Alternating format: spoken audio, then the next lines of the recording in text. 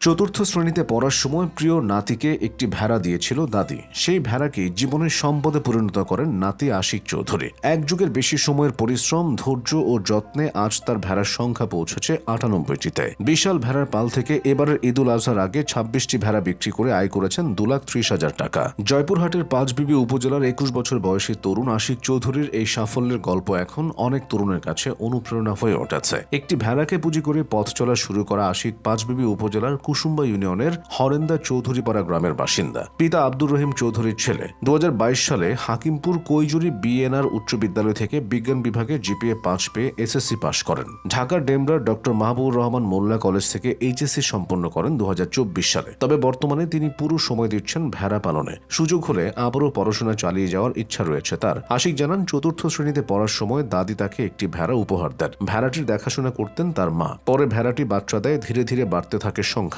এরপর কখনো আর হাল ছাড়েননি। নিয়মিত যত্ন নেন, রোগবালাই থেকে রক্ষা করার চেষ্টা করেন। এভাবেই গড়ে উঠেছে 98টি ভেড়ার পাল। এবার ঈদের আগে 26টি ভেড়া বিক্রি করেছেন 2,30,000 টাকায়। ভবিষ্যতে ভেড়ার খামার আরও সম্প্রসারণের পাশাপাশি গরুর খামার গড়ে তোলার পরিকল্পনা রয়েছে তার। স্থানীয় বাসিন্দা রেজাউল করিম তো আশিককে নিয়ে রীতিমতো উচ্ছ্বাস প্রকাশ করলেন। পরিকল্পিতভাবে পশুপালন করেও যে সফল হওয়া যায়, আশিক তার উজ্জ্বল উদাহরণ। দাদির উপহার পাওয়া একটিমাত্র ভেড়া থেকে আজ প্রায় 100টি ভেড়ার মালিক হয়েছেন। তার এই গল্প নতুন প্রজন্মের জন্য হতে পারে আত্মবিশ্বাস ও উদ্যোক্তা হওয়ার। আশিকের মা রেহেনা খাতুন বলেন, শুরুর দিকে আশিকের কাছে এটা ছিল শখের মতো, কিন্তু ধীরে ধীরে ভেড়ার সংখ্যা বাড়তে থাকে। ছোটবেলা থেকেই আশিক পশু পাখি খুব ভালোবাসে। নিজের সন্তানের মতো করে ভেড়াগুলোর যত্ন নেয়। তার এই নিষ্ঠা ও পরিশ্রমের ফল এখন সবাই দেখতে পাচ্ছে। সরকারি সহযোগিতা পেলে আমার ছেলের আরো বড় খামার করার পরিকল্পনা রয়েছে। পাঁচবিবি উপজেলা প্রাণী সম্পদ কর্মকর্তা মোহাম্মদ হাসান আলী জানান, আশিক চৌধুরী একটি ভেড়া থেকে অনেকগুলো ভেড়ার মালিক হয়েছেন। তিনি একজন সফল খামারি। আমরা নিয়মিত তাকে টেকনিক্যাল সাপোর্ট দেই।